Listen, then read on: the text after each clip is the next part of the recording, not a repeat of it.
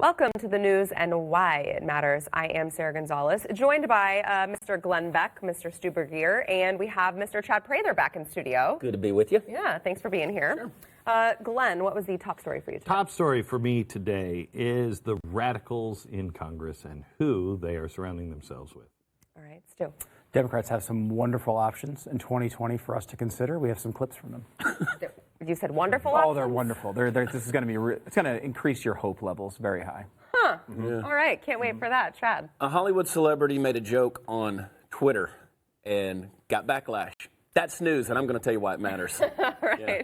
All right, lots to get into, but before we do that, I want to thank our sponsor, American Financing. American Financing is a company that I've done business with for a long time. I took them on as a client in 2009, maybe in late 2008, because they called and said, hey, we're a bank that didn't have any problems. They had tried to get on as a sponsor of my national radio program for about a year before, and I said, I don't believe in anybody doing loans right now. And they said, we're not like that. We don't do that. We're a family-owned and operated thing. We don't take the kickbacks from the bank. And I said, yeah, right. They have over 2,500 Google reviews. They're rated A+ from the BBB. And they called me right after the collapse and said, hey, so now how everybody's panicking? We're not. Our customers are fine. These are the people that actually do the right thing for your loan when you're going to look for a mortgage. And salary-based, not commission-based, which is huge. So you know what their intentions are. They're not trying to swindle you to get some money. So go to AmericanFinancing.net, or you can call 800-906-2440. Glenn. All right. So I was at the State of the Union last Tuesday, and I sat in the room. And if they would have allowed me to have a recording device, I would have recorded, and I would have shown you things that would boggle your mind. Really frightening stuff. Showed the arrogance and the lack of respect and how unbelievably radical this tight little group now inside of the Democratic Party really, truly is. So Cortez comes out with her, Green New Deal. And all weekend, everybody was arguing whether or not they actually said we're going to have to, we're not sure if we can get rid of all the cows to stop the cow farts. And the other one was we might give a job to somebody who is unwilling to work. That's what everybody was concerned about, strangely, not the let's eliminate all cars, airplanes, and oil. I mean, you get nothing. You know what petrochemicals do for us? We should make that list tomorrow. Life stops as we know it without petrochemicals. But that's not what we were worried about. So what caught my eye was when they were arguing back and forth that we didn't put this green thing out. That was somebody else. That's the Republicans. They're just trying to smear us. And we never said cow farts. Well, as it turns out, every document can be traced now and finding out exactly who wrote it and when it was written and who put it out. Well, it turns out that it was indeed Ocasio-Cortez's chief of staff. So I start looking into the chief of staff. Now, I find this picture of this handsome-looking guy that this is the only thing that people are talking about on Twitter. If you see this guy, oh, he is so handsome, what a hunk. Look at him, look at his beard and his hair, and look underneath that T-shirt. I didn't think about what was underneath the T-shirt. I thought, what is that on that T-shirt? Mm-hmm. Anybody here at the table know what's on that T-shirt that didn't listen to me this morning? I did not know before I listened to you. Okay, so this is, and I'm not going to get into, I won't get into all the specifics here. I just want to take you through his choice chart, okay? This guy on his T-shirt, okay, this guy on the T-shirt that her chief of staff is holding up is a co-collaborator with Adolf Hitler, Mussolini, the imperial island of Japan, and then later Stalin. So he's a good guy. He's a good guy. Now, what they'll say is, oh, come on, the guy's a hero. They were going after Winston Churchill. I will tell you right now, Winston Churchill is my favorite guy, and he's also one of my least favorite guys. Bad guy over in India, really bad guy. So I understand. But you have Gandhi. okay? It's not like, oh, well, we had the British or Glenn. No, you have Gandhi, all right? So this guy, when you're under oppression, now listen to his flow chart. Listen how many times he had to be wrong, okay? You have British oppression. What are you going to do? You're either going to do status quo. He says no. You could go to Gandhi. He says no. So you say, I'm going to fight. You could go to Nehru. He says, not bad enough. Not a tough enough fighter. Remember, it was Gandhi starving himself to stop Nehru, okay? So this guy says, no, he's not tough enough, not hardcore enough. So he chooses that one. Now, when you choose that, now you say, am I going to join somebody else or am I going to start my own? Well, I'm going to start my own because I'm a socialist. Well, what kind of socialist? Am I going to be just a socialist or am I going to be a national socialist known as Nazi? He picks National Socialist. So he starts his own National Socialist. He makes the uniforms and he marches and does big parades exactly like Hitler does. Now, it's 1935. He's going to write a book. What are you going to name your book? Well, you could name it all kinds of stuff. But there is a book already out there taking the world by storm called Mein Kampf, My Struggle in German. What does he call his book? Indian Struggle. So he goes and he writes Mein Kampf, Indian Kampf, and then he says, you know what, I got to reevaluate my life. What are we going to do? Because Gandhi is saying, you used to be a circus, now you are a dangerous man.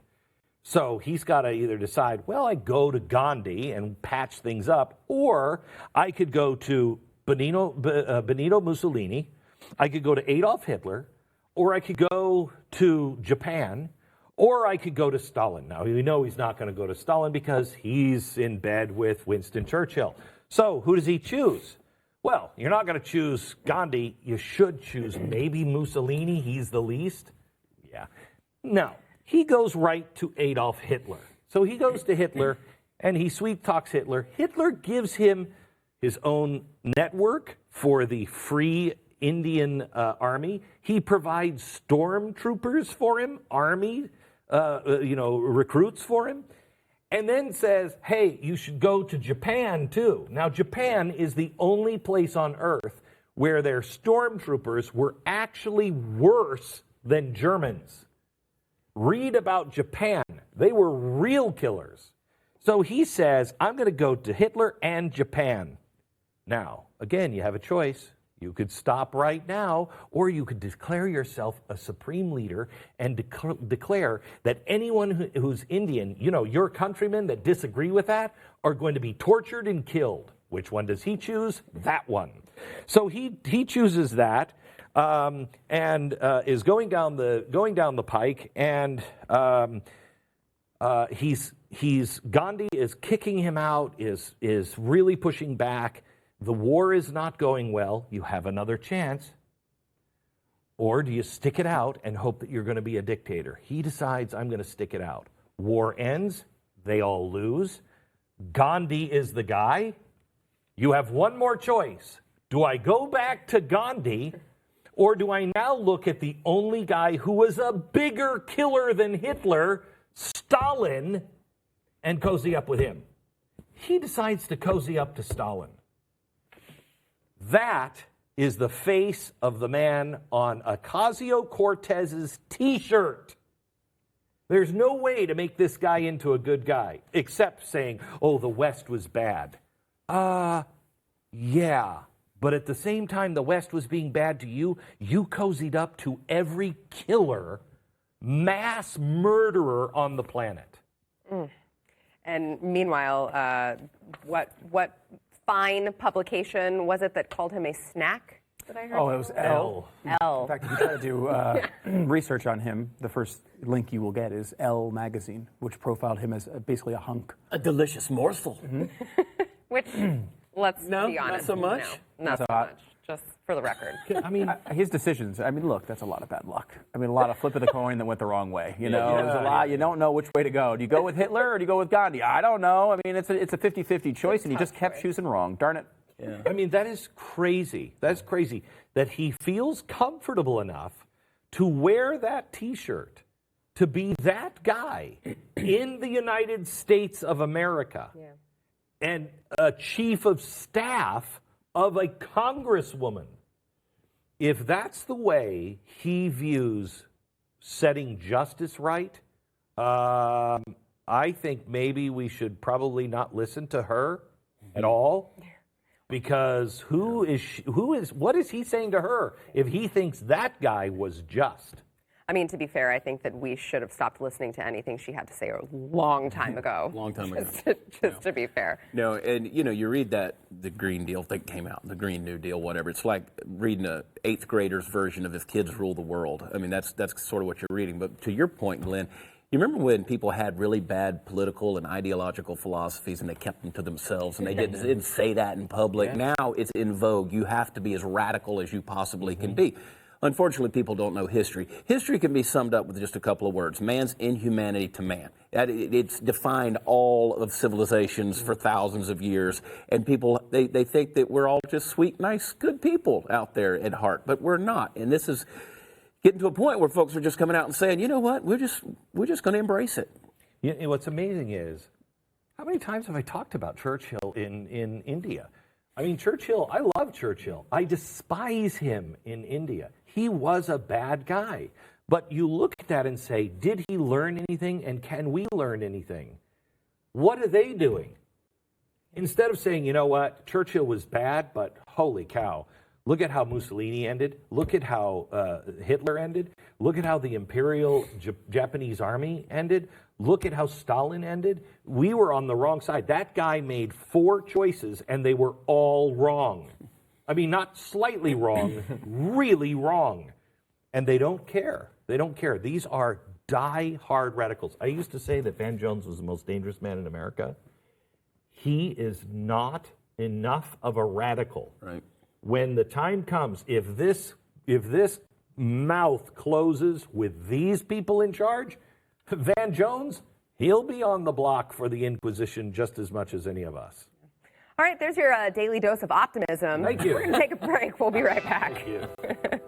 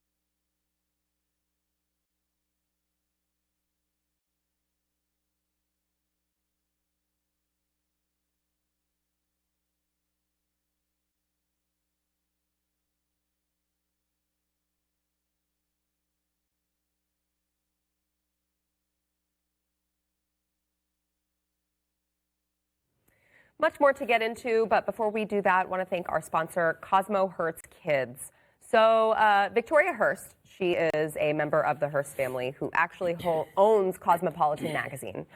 She has started this mission to do something very reasonable. I think you would agree that it's very reasonable. She doesn't want to censor Cosmopolitan's free speech, but she does recognize that Cosmopolitan magazine, unless you've been living under a rock, you would know that it contains really disgusting pornographic images, articles, even just on the front cover, there's just, like, you don't even want to know about the articles that are in this magazine.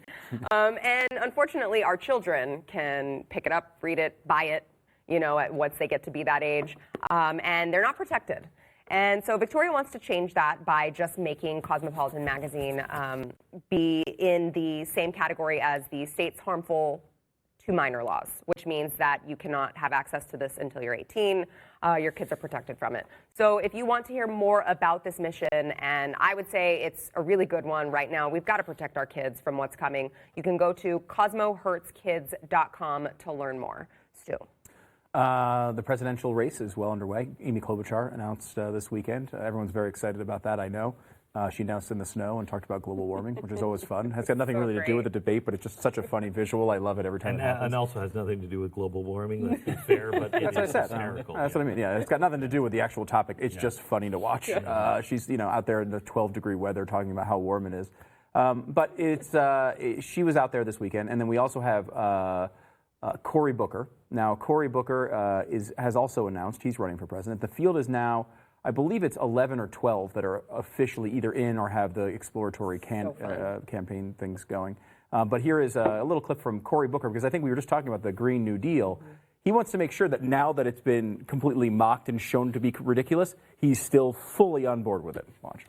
And when the planet has been in peril in the past, who came forward to save Earth from the scourge of Nazi and totalitarian regimes? We came forward.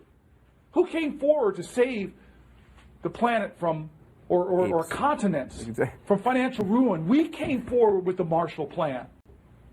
Our history is standing up and saying, look, humanity is in crisis. America is going to be light and the hope. I think he's seen too many sci-fi movies or something.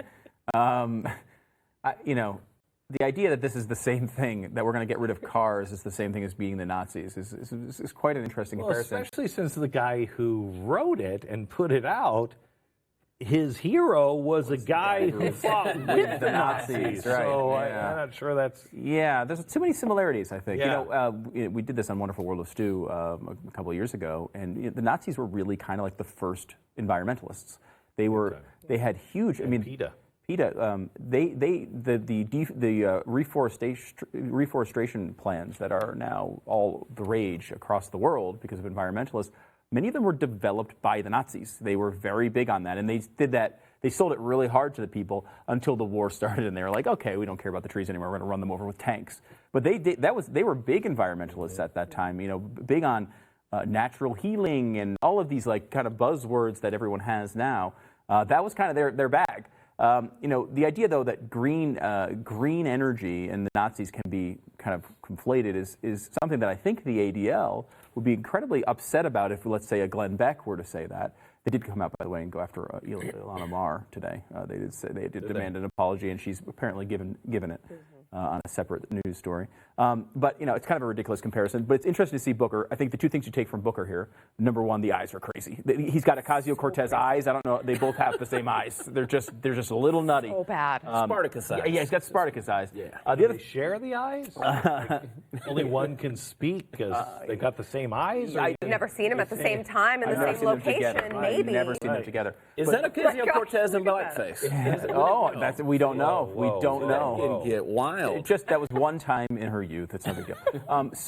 But one thing to notice from Cory Booker, as you'll see him develop as a candidate, is that he has a propensity for doubling down when he's lost. Right? Like this, you endorse the new Green Deal. It becomes a mockery. It's cow farts, and we're getting rid of cars, and people might not want to work. We'll make sure that they still get paid. He'll still come out and say, hey, I'm still with this. People are backing off. I'm still with it. This is that race, that crazy race to the left. And Cory Booker is definitely susceptible to it.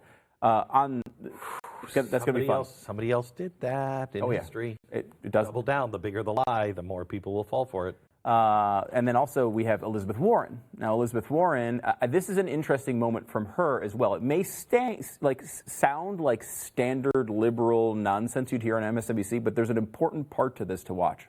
Check out with Elizabeth Warren. Are we going to let him use those to divide us? Here's what bothers me. By the time we get to 2020, Donald Trump may not even be president.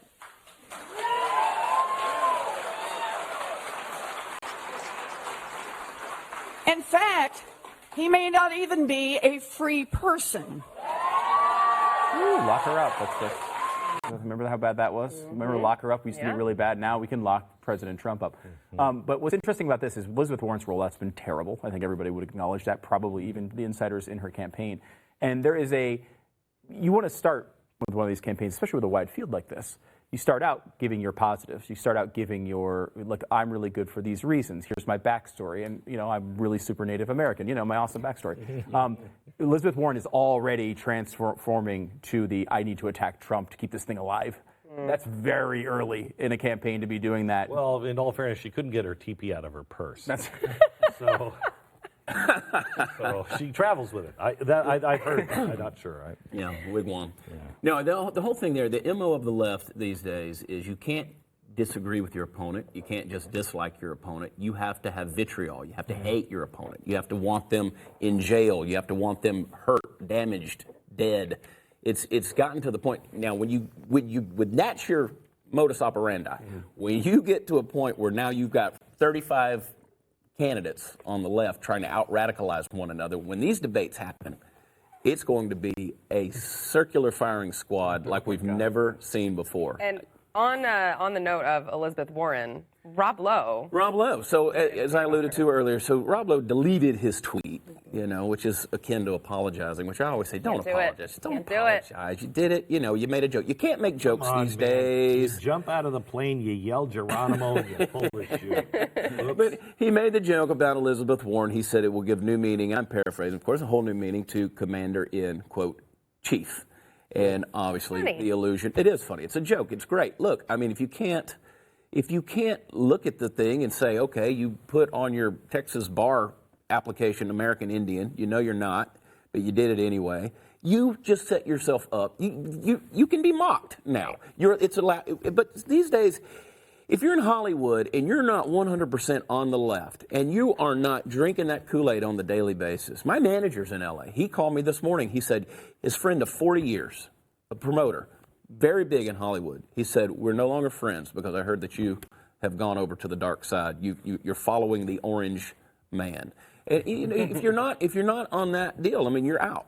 You're out. Well, I mean, it is interesting, though, because then what do they do? I mean, surely they'll have to narrow it down to one Democratic candidate. Yeah. So what if Rob Lowe wanted to vote for, Amy Klobuchar or something, and he just didn't prefer Elizabeth Warren? Right. Yeah. What happens then? Yeah. Well, I mean, you've seen it in all of these things. I mean, what's the rage right now? I said it earlier, the blackface thing. Now, right now, everything's coming out. That's offensive. And a couple of weeks ago, it was this and that, and the homophobia of Kevin Hart and all of these things. You just can't.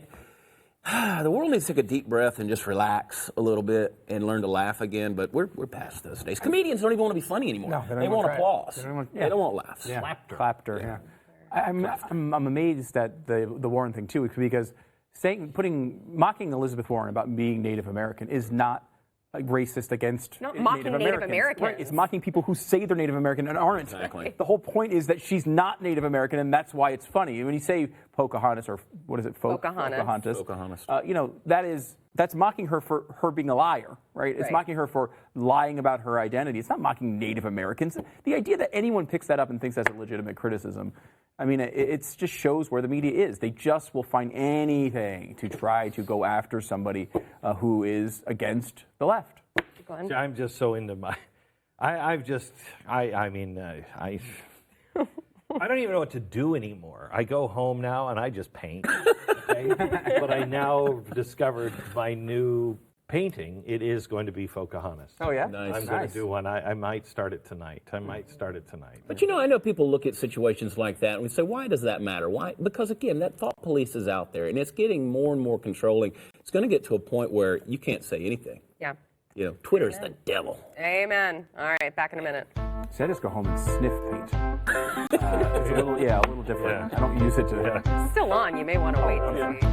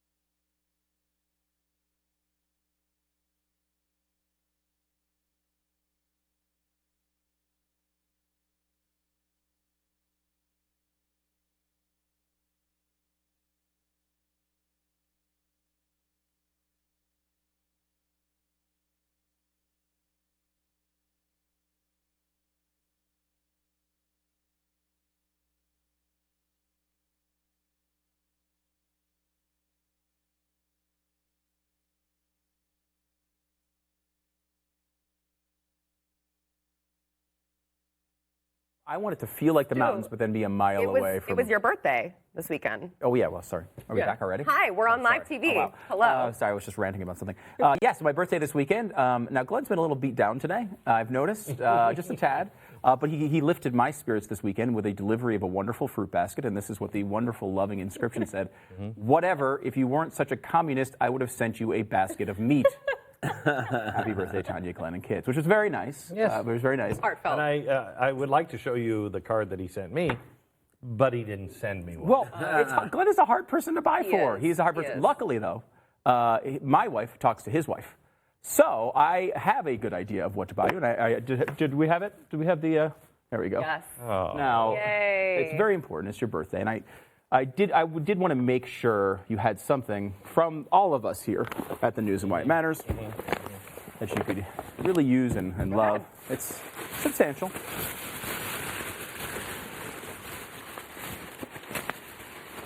There's 4. You bastard.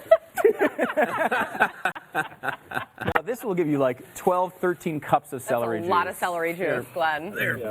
A lot of celery. Can I borrow some? I've always, yes. Right there. Don't ever say I didn't get you. There's more. This is like unlimited supply of celery juice. This is so awful. It's going to make me gag. I love celery, but since I've had the juice so much, it's going to make me It just keeps gag. coming. It's like a clown car of celery. And I felt like this is sort of double. At least I gave you something you could eat. That's true. Well, this one I felt like had celery. double use, which was you weren't. It was going to be funny. Now we have something to munch on in overtime. Sarah will actually do. I will. Thank you.